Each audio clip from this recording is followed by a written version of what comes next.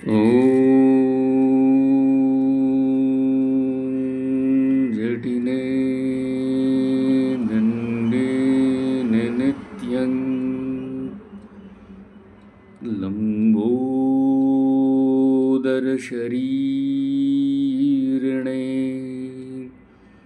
कमण्डलुनिषङ्गाय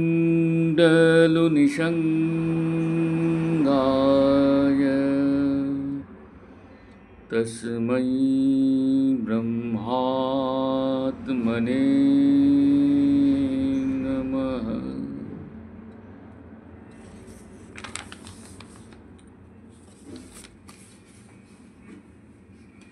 গোস্বামী প্রভু সম্বন্ধে নানা কথা।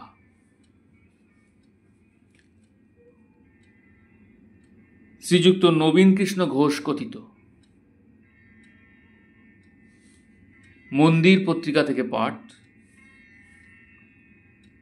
৫৫ বর্ষ, দ্বাদশ সংখ্যা। আমার ১৬-১৭ বৎসরের ছোট পুত্র বিয়োগের ৫-৭ দিন পর হ্যারিসন রোডের বাসায় ঠাকুরের দর্শনে গিয়াছিলাম। তখন তিনি আমার মলিন মুখ দেখিয়া বলিলেন, শোক অগ্নি। তাহার দর্শন মাত্রই আমার সকল শোকের তাপ যে কোথায় চলিয়া গেল তাহা বুঝিলাম না।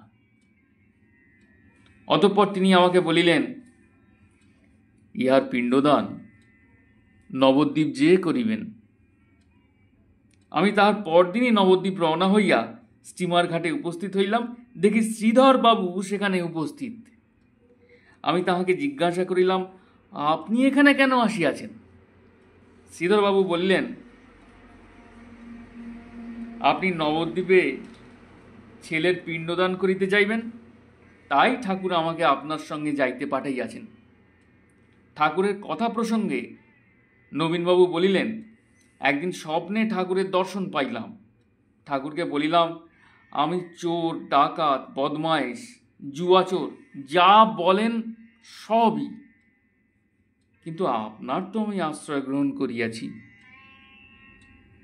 তাতে আমার হইল কি? তাহাতে ঠাকুর আদর করিয়া বলিলেন, তুই বেটা আমার হইলি কই? আমি ইহা শুনিয়া কাঁদিতে লাগিলাম। স্বপ্ন ভাঙিয়া গেল। ১৫-১১-১৮ পুরী। আজ এইমাত্র কুম্ভমেলা গ্রন্থ পাঠ করিতে করিতে একটু তন্দ্রা আসিয়াছে। স্বপ্নে দেখিলাম খুব হরিসংকীর্তন হইতেছে। ঠাকুর সংকীর্তনের সঙ্গে সঙ্গে আসিতেছেন। তিনি আসিলে আমি তাহার পদধৌত করিয়া দিতেছি। এমন সময় দুর্গাপ্রসন্ন আমাকে ডাকিল। স্বপ্ন ভাঙিয়া গেল। আর তাহার সঙ্গ সম্ভব হইল না। ১৫-১১-১৮। একদিন গুরুভ্রাতা ভবানীপুরের উকিল হেমেন্দ্রনাথ মিত্র আমাকে বলিলেন, দেখুন, প্রেমানন্দ ভারতী মহাশয় আমাকে বলিয়াছেন যে আপনারা কেবল গুরু নিয়ে বসে রইলেন। রাধা কৃষ্ণ উপাসনা না করিলে প্রেম ভক্তি কিছু হইবে না। এই কথা শুনিয়া আমি হেমেন্দ্রবাবুকে বলিলাম, দেখুন, ওই সব কথায় কান দিবেন না। আমি ঠাকুরের শরীরে রাধাকৃষ্ণ দর্শন পাইয়াছি। ১৮-১১-১৮। বর্ধমানের শ্রী দেবেন্দ্রনাথ সামন্ত সম্বন্ধে গোস্বামী প্রভুর ভাব। প্রথম, শ্রী শ্রী গোস্বামী প্রভু একদিন জ্ঞানেন্দ্রনাথ হাজরাকে বলিয়াছিলেন, তোমরা বড় অস্থির, চঞ্চল। তোমাদের মধ্যে একমাত্র দেবেন্দ্রই স্থির, আগেও যেমন, মধ্যেও তেমন এবং শেষেও তেমনি। দ্বিতীয়, দেবেন্দ্রের পিতার দেহত্যাগের পর তার মাতা খুব কাঁদিতেন। একদিন তিনি গোসাইকে ভবিষ্যতে কত কষ্ট আছে এরূপ ভাব প্রকাশ করায় গোসাই বলিয়াছিলেন, দেবেন্দ্রের মাতৃভক্তি আছে, আপনার কোনো ক্লেশ হইবে না। তৃতীয়, রাখালবাবুর বাড়িতে একদিন একজন গোস্বামী প্রভুর নিকট দীক্ষাপ্রার্থী হইয়া আসেন। গোস্বামী প্রভু তাহাকে বলেন যে বর্ধমানে দেবেন্দ্র সামন্ত নামে আমার একজন বন্ধু আছেন, সে যদি বলে তাহা হইলে হইতে পারে। সে দেবেন্দ্রকে ধরে। দেবেন্দ্র তাহাকে বলিলেন যে যার জিনিস তিনি দিবেন, আমাকে আবার মিছিমিছি এর ভিতরে কেন, এখনই হোক। চতুর্থ, রাখালবাবুর বাড়িতে একদিন রাত্রি দ্বীপ্রহরের সময় ঠাকুর দেবেন্দ্রকে বলিলেন, খিদে পেয়েছে, চারটি মুড়ি এনে দিতে পারো? দেবেন্দ্র অমনি বাহির হইলেন। সমস্ত দোকান বন্ধ। অনেক খোঁজার পর একটি মাত্র দোকান অল্প খোলা আছে দেখিলেন। অতি কষ্টে তাহাকে তুলিয়া মুড়ি নিয়ে আসিয়া ঠাকুরকে দিলেন।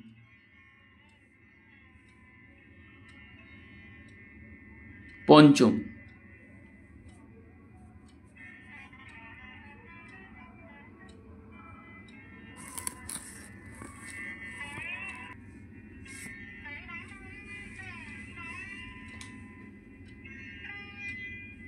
পঞ্চম, 1300 সালে প্রয়াগের কুম্ভ মেলার সময় দেবেন্দ্র চা তৈয়ারি করিতেন।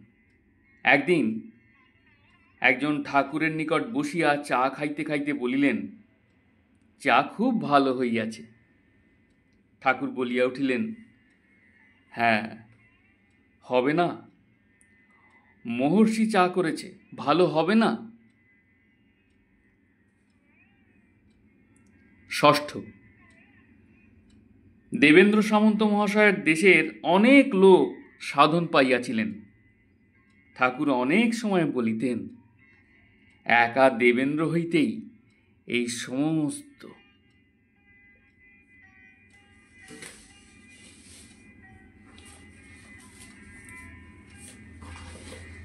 প্রেম ভক্তি প্রদাতারং आनंद नंद वर्धनं स्वर्णमयी सुतं वन्दे योगमाया मनोहरं विजय वल्लभां देवीं विजयानन्दवर्धिनीं सदानन्दमयीं साध्वीं योगमाया नमाम्यहम्। हरेर्नाम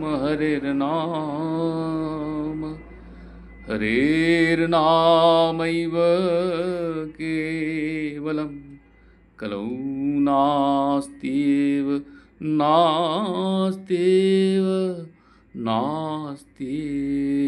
गतिरन्यथा। हे कृष्ण करुणा सिंधु दीनबन्धो जगत्पते गोपेश गोपिकाकन्त राधाकन्त नमोस्तुते। जय गुरु, जय जय गुरु, जय गोसाई, प्रणाम।